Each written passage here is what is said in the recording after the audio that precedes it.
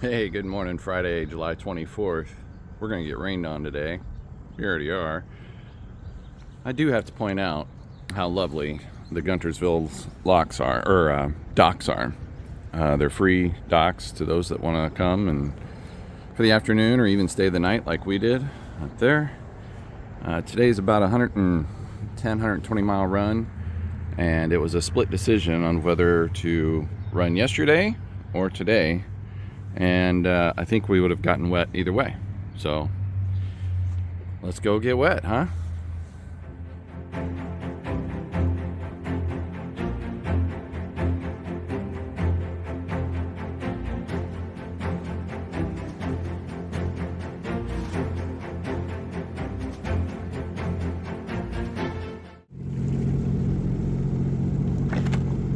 So this is what Amy looks like.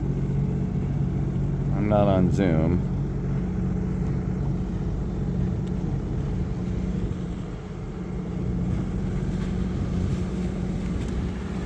Those amber lights really shine it up and get noticed.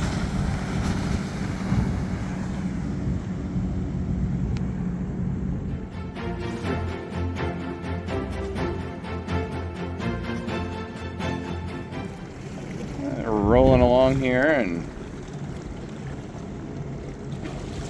all kinds of grass in the water. So we're wondering if this is the lawnmower. Oops, sorry. See his wheel turning there? I think he's mowing the yard. And another one.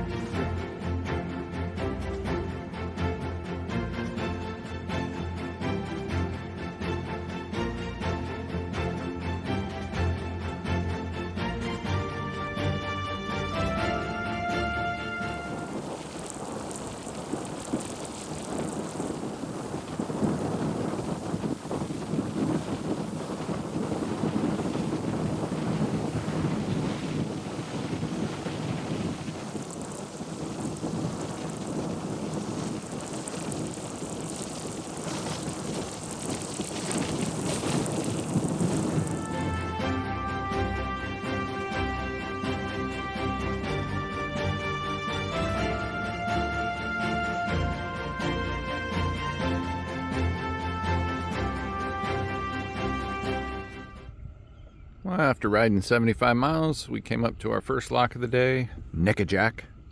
Only 2 locks today. This one's not near the rise as the other. Others have been. Started out with a little rain, but that went away pretty quick. There was a few bumps during the lake, first part of the lake, but man, then it smoothed out and it was smooth sailing. Hi, puppy dog. Whoa. Wake up. Gates are open.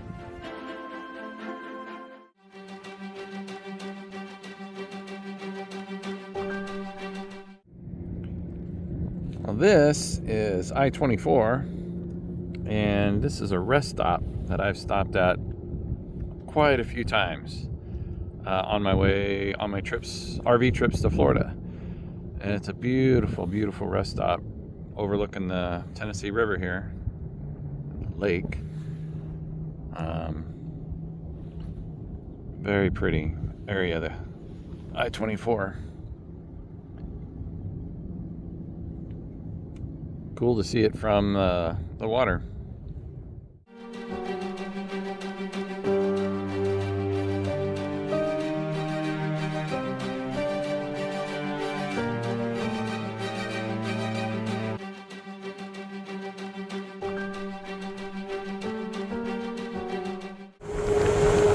Looks like it's remnants of an old lock. Lock's Bar. Haley's Bar.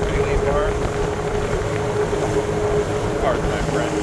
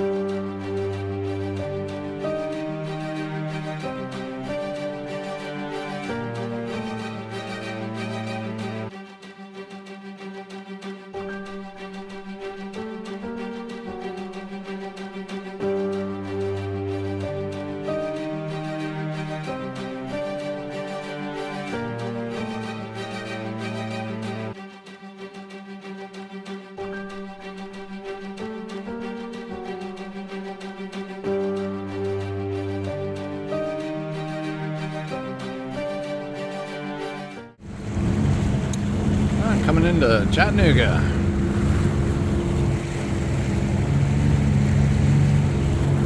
Looks like this is the Southern Belle landing. Lots of dockage. Pretty cool. I've driven through Chattanooga quite a few times. Again, that I-24 thing.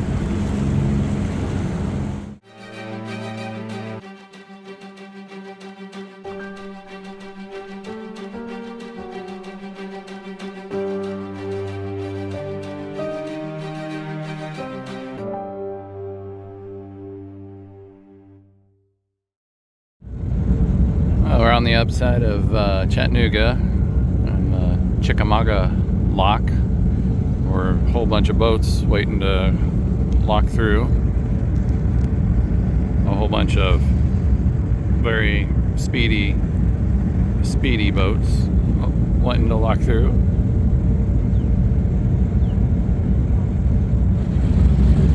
We're all trying to squeeze into the same lock here. What's that? I can't hear you. Still getting them in there.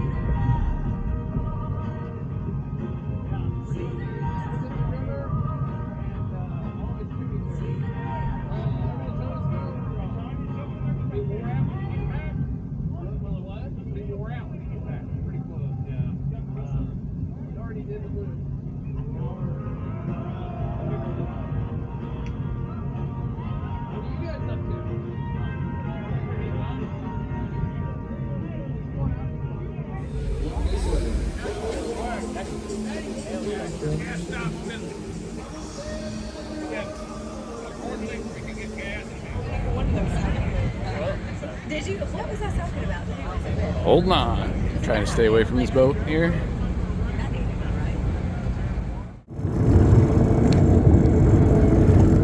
See these bad boys in action.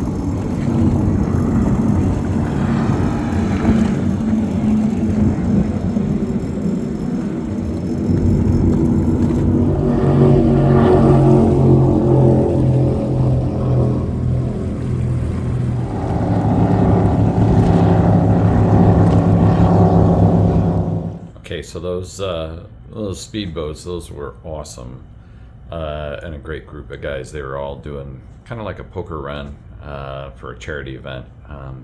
So very cool guys. As we left the lock and we listened to them go by, our stop for the night was just like 5 miles away. And as we were leaving the lock, I noticed another sound coming from my machine, and so I was pretty distracted by that sound and didn't capture a lot of photos or video, but made it to Island Cove Marina, just past Chattanooga. There's our hotel right up there on the hill. That part's good. What's not good is my ski. It's developed another whine, very similar to when the pump bearing went out last time. We're not for sure yet, and unfortunately the Sea-Doo dealer that's 5 minutes away says 7 to 10 days to look at it. So we're scratching and clawing, trying to figure out who can help.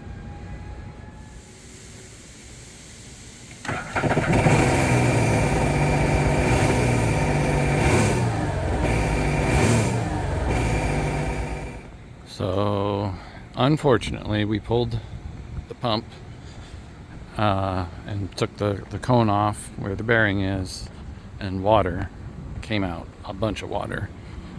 Water next to bearings and grease, never good. Whatever work that was done before was not done right.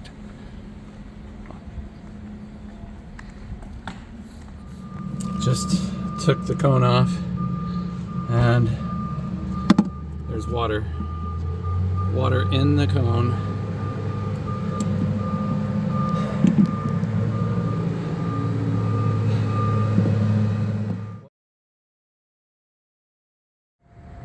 The amount of activity that just happened in the last 2 hours is plenty.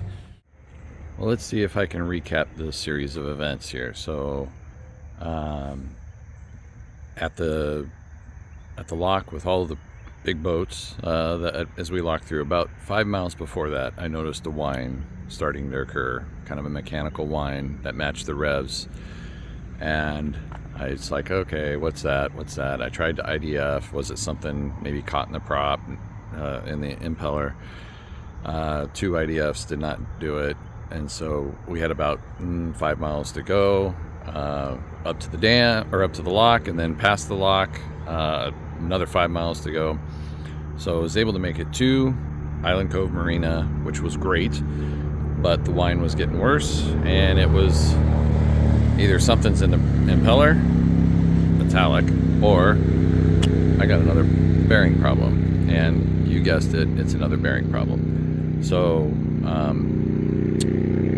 we didn't know that, of course, so luckily Island Cove has a way to forklift my machine out. They put it on a cart, put it on the hard, as they call it, and hard ground. And so now we looked under it.